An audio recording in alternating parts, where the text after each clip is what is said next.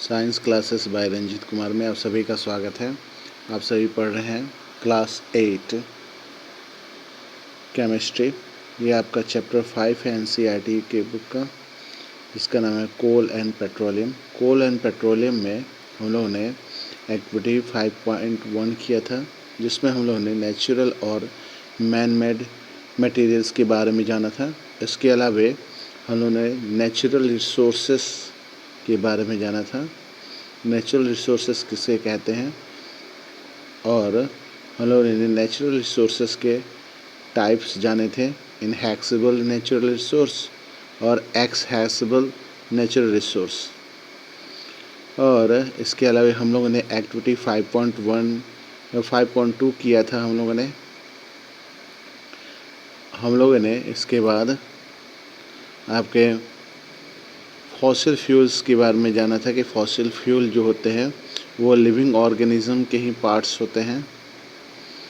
और हम लोगों ने कोल के बारे में जाना था कि कोल जो है आपका फॉसिल फ्यूल होता है। और स्टोरी ऑफ कोल भी हम लोगों ने पढ़ा था।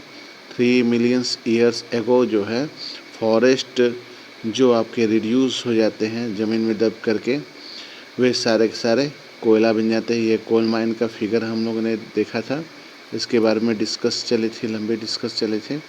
फिर आपका ये कोक है, कोक कैसे बनता है ये हम लोग जाना था। और हम लोगों ने जाना था कोल तार के बारे में और कोल गैस के बारे में जाना था। और हम लोगों ने ये भी जाना था कि ब्यूटामीन जो है पेट्रोलियम प्रोडक्ट है, जो कोल तार की जगह रोड बनाने में अब इस्तेमाल होता है। ये कोल गैस के बारे में हम लोगों ने जाना था, और सबसे पहले कोल गैस कहाँ बनाया गया था, फिर उसके बाद कहाँ इस्तेमाल किया गया था। इसके बाद से हम लोगों ने पेट्रोलियम के बारे में जाना था। पेट्रोलियम क्या होता है, ठीक है। पेट्रोलियम फॉसिल फ्यूल होता है जो कि आपके समुद्री जीव के काफ़ी साल के बाद मैंने वो समुद्र में के तली पर वह रिड्यूस हो जाता है उनका पूरा का पूरा बॉडी, और उस तरह से क्या है कि पेट्रोल जो है वो बन जाता है। दुनिया में सबसे पहले पेट्रोल कहाँ खोजा गया था ये भी हम लोगों ने जाना था। और हम लोगों ने जाना उसके बाद हमारे देश में आसाम में पेट्रोल खोजा गया।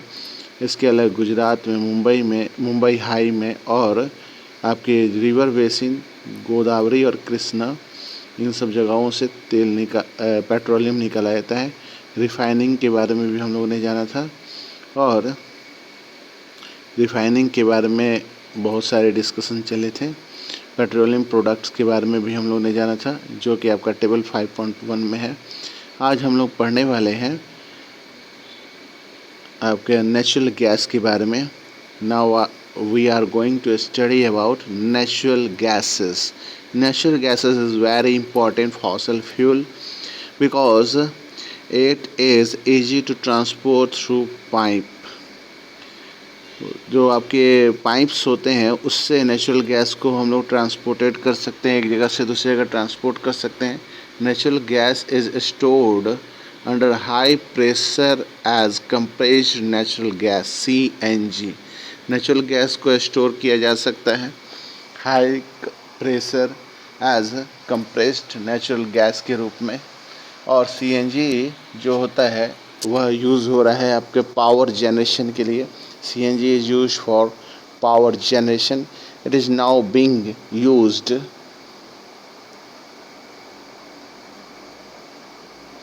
as a fuel for transport vehicle because it is less polluting. यह आपका लेस पॉल्यूटिंग है, इसलिए इसका इस्तेमाल जो है वह किया जा रहा है इसका इस्तेमाल किया जा रहा है फ्यूल के रूप में भी। इट इज़ क्लियर फ्यूल, यह साफ़ सुथरा फ्यूल है। It is the great advantage of CNG is that it can be use directly for burning in home and factories where it can be supply through pipes. यानी कि इसका सबसे बढ़िया आपका एडवांटेज जो है CNG का वह है कि इसको डायरेक्टली फ्यूल की तरह इस्तेमाल किया जा सकता है। घरों में आपके ईंधन के रूप में, फैक्ट्रीज़ में भी इस्तेमाल किया जा सकता है और इसकी सप्लाई पाइपलाइन से दी जा सकती है। Such a network of pipeline exist, इस तरह का नेटवर्क जो पाइपलाइन का है वह आपका एग्जिस्ट करता है वडोदरा गुजरात में और कुछ सम पार्ट्स ऑफ दिल्ली में और others place. Natural gas is also used as a starting material for the manufacturing of a number of chemicals and fertilizers. Natural gas का यह भी एक इस्तेमाल हो सकता है मटेरियल के मैन्युफैक्चरिंग में और केमिकल के मैन्युफैक्चरिंग में, यहाँ तक कि फर्टिलाइजर्स के भी मैन्युफैक्चरिंग में। India has vast resources of natural gas. Bharat में बहुत ज़्यादा मात्रा में नेचुरल गैस पाए जाते हैं। In our country natural gas has been found in Tripura, Rajasthan, Maharashtra and in the Krishna Godavari delta. हमारे देश में त्रिपुरा में, राजस्थान में, आपके महाराष्ट्र में एंड कृष्णा गोदावरी जो नदी है उनके डेल्टा वाले क्षेत्र में यह प्राप्त किया जाता है। Can coal, petroleum and natural gas be prepared in the laboratory from dead organisms? तो इसका जवाब क्या होगा? No, their formation is very slow process and condition for their function cannot be created in laboratory. चलिए तो आगे आपका है some natural resources are limited. We have a study in the beginning of the chapter that some material resources are exhaustible like fossil fuel, forest, minerals. हम लोगों ने chapter के शुरुआत में ही इसके बारे में पढ़ा कि some natural resources exhaustible है, माने वो लिमिटेड है, जैसे फॉसिल फ्यूल हो गया, फॉरेस्ट हो गया, मिनरल हो गया। You know that coal and petroleum and fossil fuels it required the dead organism millions of years to get converted into these fuel. यानी कि जैसा कि हम जानते हैं पेट्रोल और कोयला बनने में लाखों साल लग जाते हैं। Dead organism millions of years converted into these fuels. On the other hand, the known reservoir of these will last only a few hundred years. और जो अभी इनके रिसोर्सेस हैं फॉसिल फ्यूल के, वह कुछ साल में ही, कुछ 100 साल, कुछ सैकड़े साल के बाद से वो नज़र भी नहीं आएंगे। Moreover, burning of these fuels is major cause of air pollution. और आपको जैसा मालूम होना चाहिए कि जो फॉसिल फ्यूल है वो वायु प्रदूषण में इनका बहुत बड़ा योगदान है। Their use is also linked to global warming, और ये ग्लोबल वार्मिंग से भी कनेक्टेड हैं। It is therefore necessary that we use these fuels only when absolutely necessary. जब बहुत ज़्यादा ज़रूरी हो तभी इस तरह के फ्यूल का इस्तेमाल करें। These will result in better environment. ये better environment में इसका इस्तेमाल, these will result better environment, small risk, global warming and availability for a long period of time. ये हमें ऐसा कुछ करना चाहिए कि बेटर एनवायरनमेंट दे सकें, कम रिस्क हो ग्लोबल वार्मिंग का और ये लंबे समय तक इस्तेमाल किया जा सके। In India the petroleum conservation resources association PCRA advise people how to save petrol, diesel while driving. Their tips are: Bharat में और आपके भारत में एक आपका एसोसिएशन है, पेट्रोलियम कंजर्वेशन रिसोर्स एसोसिएशन, जो एडवाइस देता है पीपल्स को हाउ टू सेव पेट्रोल और डीजल को ड्राइविंग के दौरान कैसे हम कंजर्व कर सकते हैं। Drive at a constant and moderate speed as far as possible. कभी ड्राइव करें तो कांस्टेंट या मॉडरेट स्पीड, ज़्यादा तेज़ नहीं ज़्यादा स्लो नहीं। पहला नियम ये है कि जब भी ड्राइव करते तो ज़्यादा स्लो भी नहीं या ज़्यादा तेज़ नहीं, एक मॉडरेट और कांस्टेंट स्पीड ही रखने की कोशिश करें। Switch off the engine at traffic light और at a place where you have to wait. माने जहाँ आपको लंबे देर तक इंतज़ार करना पड़े या ट्रैफिक लाइट ग्लो है, रेड लाइट ग्लो है ना, वैसे में आपको इंजन को स्विच ऑफ कर देना है, जहाँ ट्रैफिक लाइट जो है स्टॉप करने के लिए कर रहा है, ठीक है। या फिर कहीं आप वेट कर रहे हैं तो वहीं पे अपना इंजन बंद करें। इंश्योर करेक्ट टायर प्रेशर, और अपने टायर ट्यूब में अच्छी मात्रा में हवा करके रखिए। Ensure regular maintenance of the vehicle, और व्हीकल का रेगुलर मेंटेनेंस करके रखिए। फिर आपका अगला स्टेप क्या है देखते हैं हम लोग। इस तरह से आज आपका ये चैप्टर ख़त्म हो गया है ना। इसमें हम लोग देखते हैं कीवर्ड्स दिए हुए हैं। कोल है, कोल गैस है, कोल टार है, कोक है, फॉसिल फ्यूल नेचुरल गैस है, पेट्रोलियम है और पेट्रोलियम रिफाइनरी है। चैप्टर ख़त्म हो गया, लेकिन हम लोग ये कीवर्ड सॉल्व करेंगे। सबसे पहले कोल है ना। तो कोल की क्या परिभाषा हम लोग लिखेंगे, देखिएगा ध्यान से। कोल की परिभाषा जो है यहाँ ऊपर दी हुई है, पेज नंबर के साथ में बताऊंगा आप लोग को। ये आपका कोल की परिभाषा है। ये कोल गैस है, ठीक है, ये भी कीवर्ड में है। तो हम लोग एक बार में सारे कीवर्ड मैंने जो कोल से रिलेटेड है वो कर सकते हैं। तो कोल के बारे में दिया है, coal is one of the fuel used to cooked food, है ना। तो आप ये भी लिख सकते हैं, या फिर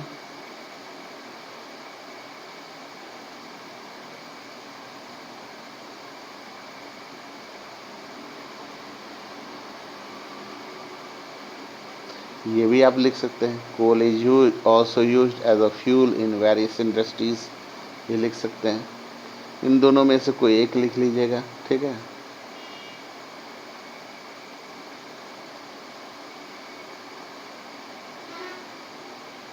या लिख सकते हैं कि कोल, इट को कोल कर दीजिए, coal is as hard as a stone and black in colour, ये भी आप लिख सकते हैं। इन तीनों में से जो आपको आसान लगे वो लिखिए।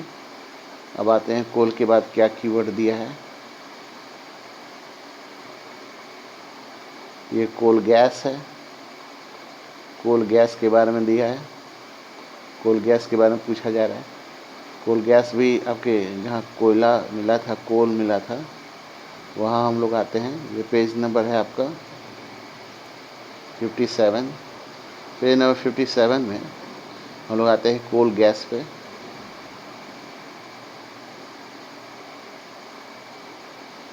कोल गैस देखिए, coal gas is obtained during the process of coal to get coke. Coke प्राप्त करते समय एक गैस प्राप्त होता है जिसको कोल गैस कहते हैं। ये कोल गैस की परिभाषा में कीवर्ड हो गया।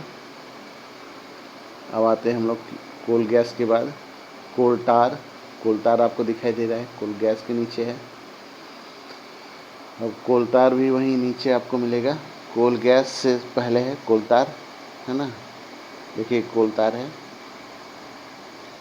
It is a black thick liquid, तो इट को हटा देना है, ठीक है। ऐसा नहीं कि इट लिख दीजिएगा, इट को हटा करके लिखिएगा कोल तार। क्या लिखिएगा, कोल तार is black thick liquid with an unpleasant smell. ठीक है, ये आप लिख लीजिएगा।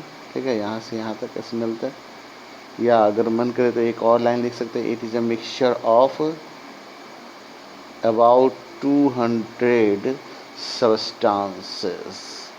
यहाँ तक भी लिख सकते हैं। चलिए आगे हम लोग बढ़ते हैं इसी क्रम में।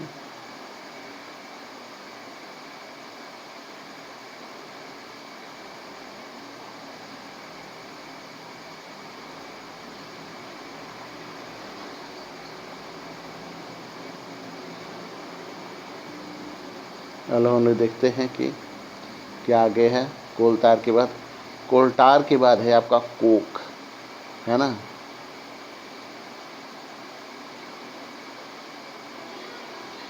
कोक के बारे में हम लोग देखेंगे किताब में कहाँ दिया हुआ है। तो कोल टार के ऊपर ठीक कोक दिया है। पेज नंबर है आपका, जैसा कि मैंने आपको बताया था, पेज नंबर है 58। 58 में आप कोक का डिफिनीशन देखेंगे। It is a tough porous and black substance. ठीक है, या आप ऐसे लिख सकते हैं, coke is used in manufacturing of steel, in extraction of many metals. हो गया, इससे से आप कोक के बारे में लिख लेंगे। चलिए, तो कोक का आपका कीवर्ड हो गया। अब हम लोग आते हैं, कोक के बाद यह है फॉसिल फ्यूल। फॉसिल फ्यूल के बारे में हमने आपको बताया था। इसके लिए हम लोग आते हैं उस पेज पे जहाँ पे फॉसिल फ्यूल के बारे में दिया हुआ है। यह है आपका पेज नंबर 57, जिसमें फॉसिल फ्यूल के बारे में दिया है।